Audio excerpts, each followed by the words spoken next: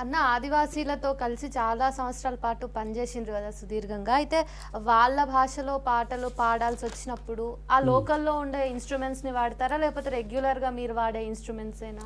అయితే ఇప్పుడు ఏదైనా కూడా విప్లవీకరించాలి కదా. కాబట్టి ఇప్పుడు మాకు జన్నాటమంలో కూడా అదే చర్చ వచ్చింది. జన్నాటమంలో ఒక డోలక డప్పేనా అని ఒక చర్చ వచ్చింది. ఏదైనా ఉపయోగించవచ్చు, అవన్నీ శ్రమజీవులు మన పుట్టించినయే.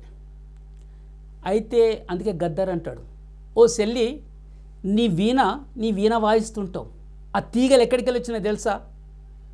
నా కార్మికులు తన నరాలను తీసి ఆ తీగలు తయారు చేశారు, కాబట్టి వాళ్ళ రక్తంతో వచ్చిన ఆ తీగలు, అందుకే అవి టంగ చాలా అందంగా వాయిస్తున్నావు నువ్వు. వాళ్ళు తయారకపోతే లేదు. ఓ లైటు బల్బు కోసం వెలిగే ఎక్కడికి వెళ్ళి లైటు, ఈ లైట్ ఏదైతే ఉందో ఎక్కడికి వెళ్ళి వచ్చిందో తెలుసా? కార్మికుడు తన కనిగుడ్లను తీసేసి లైటును తయారు చేశాడు, ఆ వెలుతురులో నువ్వు ఉంటున్నావు. ఇవన్నీ సేమ్ చెప్తుంటుంటే మేము. కాబట్టి ఇవన్నీ కూడా ఎక్కడికి వెళ్ళి వచ్చినాయి? కార్మికులు తయారు చేసింది. కాబట్టి నువ్వు ఏదైనా తీసుకో, నీ విషయాన్ని నీ పాటను డామినేట్ చేయొద్దు. ఇప్పుడు అన్నీ ఏమైపోయింది, డుమ్ డుమ్ డుమ్ అని డామినేట్ చేసి అంత ఇట్లా ఎగురుడు ఏదైతే ఉందో ఆ ఎగురుడు దాంట్లో సాహిత్యం ఉండదు, ఏముండదు, ఏదో నడిపిస్తూ ఉన్నారు. కాబట్టి జన్నాటమల్లి అది కాదు. ఒక వర్గానికి, పేద వర్గానికి సంబంధించిన సాహిత్యం ఉంటుంది దాంట్లో, జవాబుదారితనం ఉంటుంది దాంట్లో.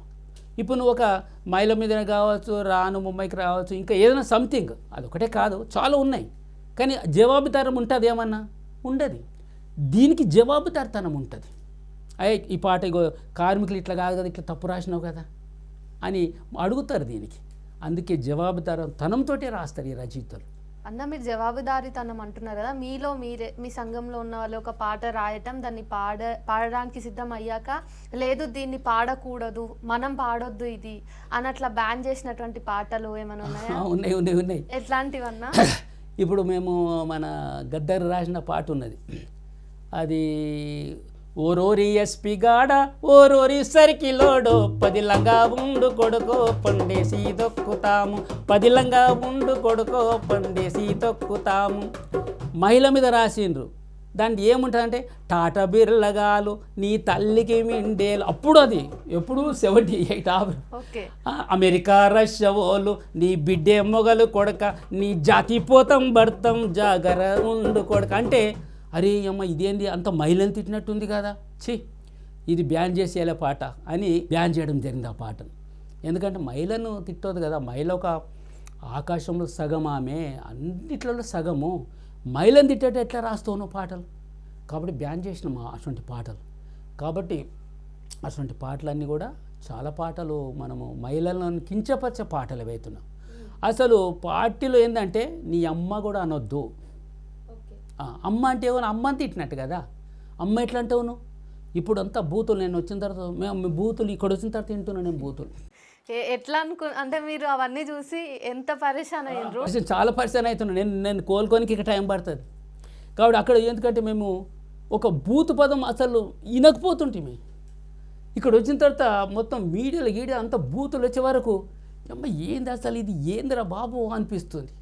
అక్కడ మాకు ఆ బూతులు మర్చిపోయినాం, మేము అసలు తెలుగు బూతులే మర్చిపోయినాం లోపల ఉన్నప్పుడు. ఇక్కడ వచ్చిన తర్వాత మళ్ళీ ఇప్పుడు ఆ చెవులు మూసుకునే పరిస్థితి వచ్చింది. ఇక్కడ ఆ మీడియాలో అవన్నీ చూస్తుంటుంటే ఇష్టం తిట్టుకుంటున్నారు అన్నట్టు. కాబట్టి ఏందిరా బాబు ఇది అనేది అనిపిస్తుంది. కాబట్టి మనది సాహిత్యంలో కూడా ఒక మహిళను కించపరిచినట్టు కావచ్చు, ఒక కార్మికుని కూడా కించపరచవద్దు,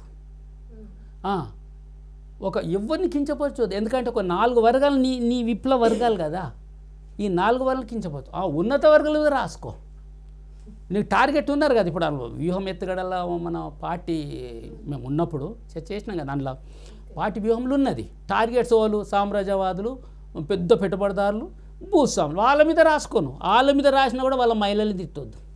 ఓకే పొలిటికల్గా తిట్టు, నువ్వు మహిళలు ఏం చేస్తారు? మహిళలు తిట్టావు, వాళ్ళు ఆ సమాజంలో ఉన్నారు కాబట్టి వాళ్ళు వచ్చారు, కానీ నువ్వు వాళ్ళని ఎట్లా తిడతావు? ఇది చర్చ. అందుకోసం అట్లా బ్యాన్ చేసిన పాటలు. ఇప్పుడు నన్ను కిడ్నాప్ చేసింది ఇక్కడ నిల్సు నుంచి అనురాధ అని అప్పుడు ఏఎస్పీ ఉండే, ఆ లోపల ఏం చేసినట్ట కల నన్ను కిడ్నాప్ చేసి కోపం వచ్చేసి రాసిండ్రు పాటలు.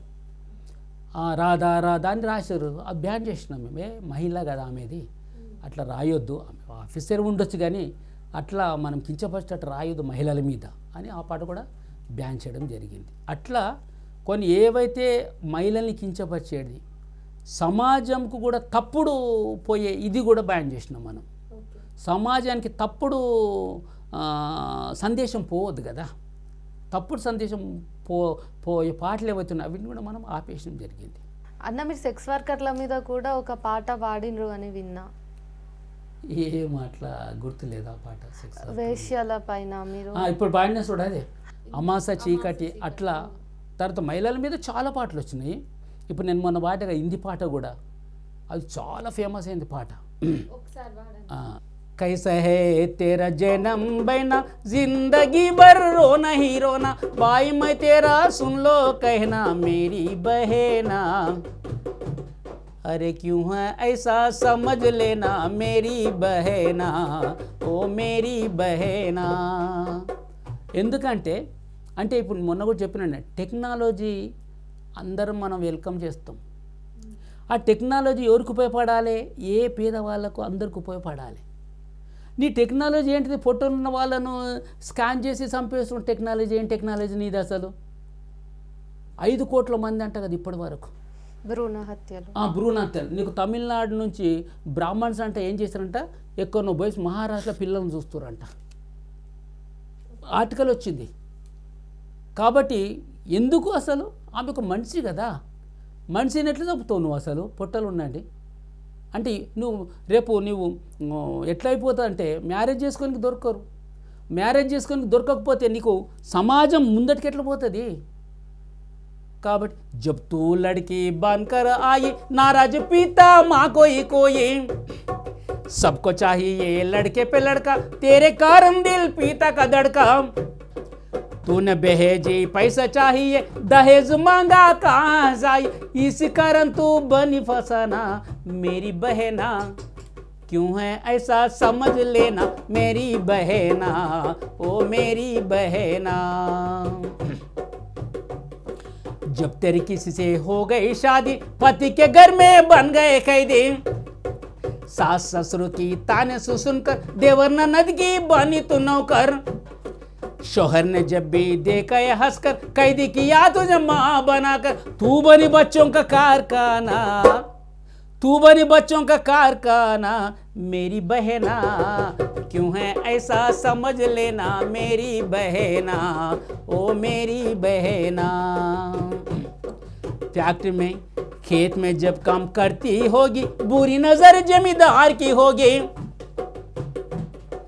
फैक्ट्री में जब काम करती होगी होता है मुश्किल इनसे बचना मेरी बहना, अरे क्यों है ऐसा समझ लेना मेरी बहना, ओ मेरी बहना.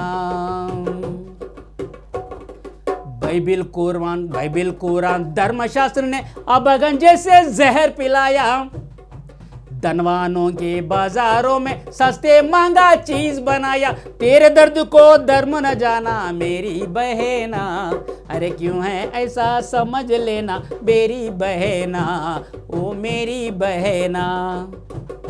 అట్లా మహిళల మీద కూడా చాలా పాటలు వచ్చినాయి. ఇప్పుడు గద్దర్ కూడా నిండు అమాస నాడు ఓలచ్చ గుమ్మడి ఆడపిల్ల పుట్టినాదో ఓలచ్చ గుమ్మడి మొగడో ముద్దాడ రాలే ఓలచ్చ గుమ్మడి అత్త తొంగి చూడలేదో ఓలచ్చ రాసిండు కదా ఆయన కూడా. కాబట్టి చాలా మంది చాలా పాటలు చాలా రకాలుగా చాలా యాంగిల్లా. తర్వాత మాకు దళంలో ఉండే సాగరం చనిపోయిండు ఒక అతను, ఆయన కూడా